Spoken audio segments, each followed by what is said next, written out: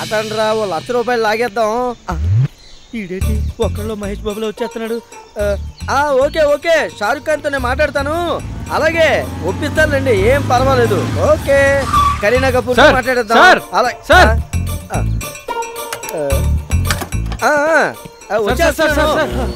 గుర్తుపెట్టాడా sir?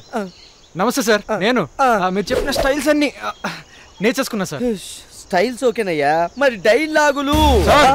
అమ్మతోడు అడ్డంగా నరికేస్తా, మొక్కే కదని పీకేస్తా, పీకొస్తా, ఒట్టేసి ఒక మాట ఒట్టేయకుండా ఒక మాట అని చెప్పాను సార్. ఆహా, రొటీన్ డైలాగులు అయినా భలే వెరైటీగా చెప్పవయ్యా. నీలాంటి స్టార్సే కావాలి. Control control control. ఎన్ని డబ్బులు ఖర్చు పెట్టినా ఖర్చు పెడితే క్యారెక్టర్ రాలేదేంట్రా? అది అది ఆహా, స్క్రిప్ట్ లేకుండానే సినిమా స్టార్ట్ అవడం అంటే ఇదేనయ్యా. ఏమైందో చెప్పండి సార్. నీ క్లాప్ బోర్డు విరిగి నీ కట్అవుట్ మీద పడింది. ఇదిగా ఆవిడెవరనుకుంటున్నావు? ఎవరు సార్? మూవీ మొగల్ రామానాయుడు గారి మనవరాలు. అయితే రెచ్చిపోమంటారా? నేను యాక్షన్ చెప్పే వరకు నువ్వు ఓవర్ యాక్షన్ చేయకు. నేను వెళ్ళి మేడంతో నీ గురించి బిల్డప్ ఇస్తా, అంతవరకు ఇక్కడే ఉండు. ఓకే. సో నమస్తే మేడం. బాయ్. మీరు హెల్ప్ చేయాలి. నాకు కాదండి, అదిగో అక్కడున్న కుర్రాడికి.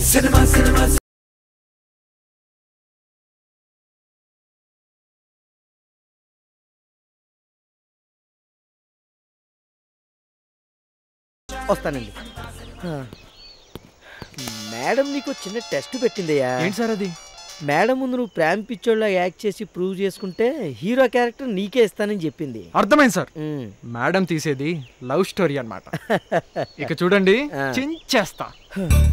నీకేంటయ్యా, కాబోయే ప్రిన్స్వి. రెచ్చిపో, వెండి తెర మీద కలుసుకుందాం.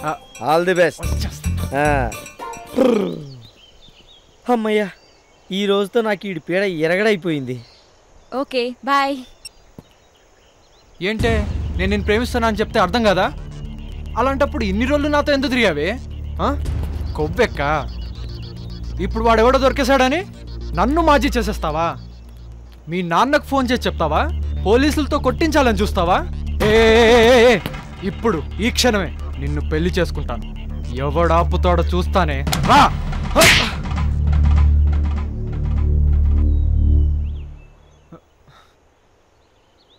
ఏంటి మేడం, నా యాక్టింగ్ మీకు నచ్చలేదా?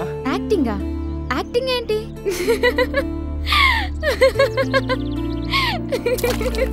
నా లైఫ్ ఇంతేనండి. నేను ఏది కోరుకున్నా అది నాకు దూరం అవుతుంది. చిన్నప్పుడే అమ్మా నాన్న ప్రేమను కోల్పోయాను. ఏం చేయాలో తెలియక 20 సంవత్సరాలు పోగొట్టుకున్నాను.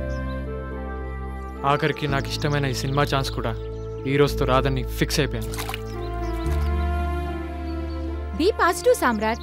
ప్రతి మనిషి లైఫ్లోనూ మంచి చెడు రెండూ ఉంటాయి. చెడును దూరం చేసుకోగలిగితే అన్నిటినీ పొందగలుగుతాడు. ఇష్టంతో పనిచేస్తే ఏది కష్టం కాదు. ఇంతవరకు నువ్వు నెగిటివ్ సెన్స్తో ఆలోచించి ప్రాబ్లమ్స్ క్రియేట్ చేసుకున్నావు.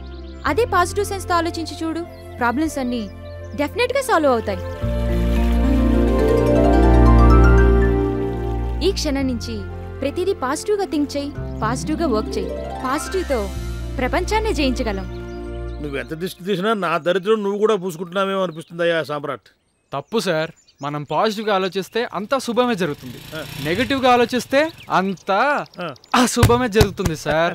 సరే, శుభమే జరగాలనుకుందాం. కానీ ప్రతి మనిషికి మనసు ఎలా ఉంటుందో ప్రతి వస్తువుకి పాజిటివ్ సెన్స్ అనేది ఉంటుంది సార్. ఫర్ ఎగ్జాంపుల్, మనం రోజు ఉదయం లేవగానే ఈ రోజు ఏ కీడు జరగకుండా ఉండాలని ఆ దేవుణ్ణి ఎలా కోరుకుంటామో, అలాగే మనం వాడే వస్తువుని కూడా మనం అందరం మనస్ఫూర్తిగా వాడితే ఏ ప్రాబ్లం ఇవ్వదు సార్. ఇవన్నీ నువ్వు ఏ కాలేజీలో నేర్చుకున్నావయ్యా? కాలేజ్ కాదు సార్, సైకాలజీ. తల బుప్పి కడితే కానీ నీకు అర్థం కాదు. మీకెందుకు సార్, పదండి, మంచి బోని తగులుతుంది. All the best.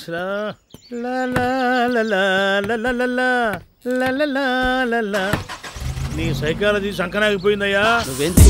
పోబోతుంది. బ్రేకులు పడవు. వాళ్ళు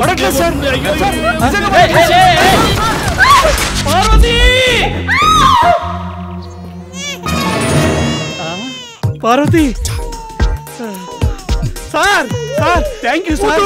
నాకేం చేయదు, నన్నేం చేయదు. నాకే కొడుకు పుట్టాడు సార్, కొడుకు పుట్టాడు సార్.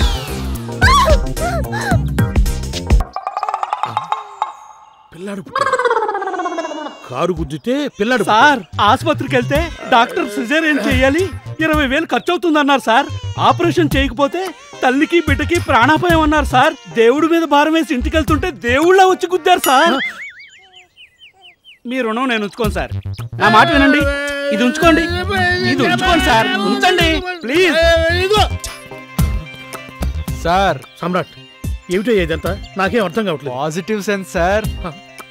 బాగుందయ్యా నీ పాజిటివ్ సెన్స్. సమ్రాట్, ఇక మనకు పండగే పండగ.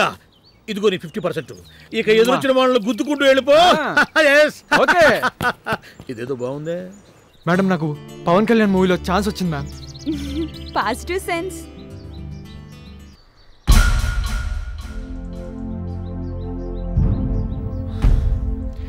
ఇన్ని రోజులు నీకు బాగున్నాడని ఎందుకు చెప్పలేదు? మా బావ గురించి నీకు తెలీదు. వాడు చాలా మూర్ఖుడు. నన్ను ఎలాగైనా బలవంతంగా పెళ్లి చేసుకోవాలని చాలా ట్రై చేస్తున్నాడు. కానీ నేనే ఏదో వంక పెట్టి తప్పించుకుంటున్నాను. కానీ ఈసారి తప్పెట్టట్లేదు.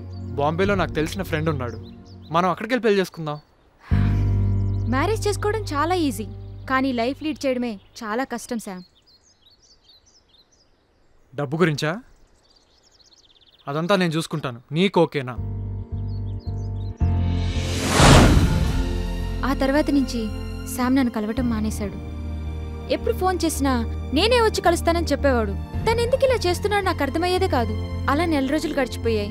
ఓ రోజు నేను రింగుబాబు డ్రైవింగ్ స్కూల్కి వెళ్తే సామ్రాట్ 4 రోజుల నుంచి అక్కడికి రావట్లేదు అని చెప్పాడు. మేమిద్దరం ఎప్పుడు ఈ ప్లేస్లోనే కలుసుకునేవాళ్ళం. అందుకే తన కోసం ప్రతిరోజు ఈ గుడి దగ్గర వెయిట్ చేస్తున్నాను. ఇప్పుడు చెప్పండి, శామ్ ఏం చేస్తున్నాడు?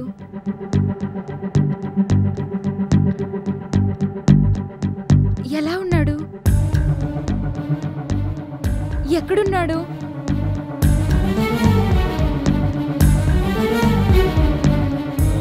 I'm sorry Suhasini, Samrat car యాక్సిడెంట్లో చనిపోయాడు.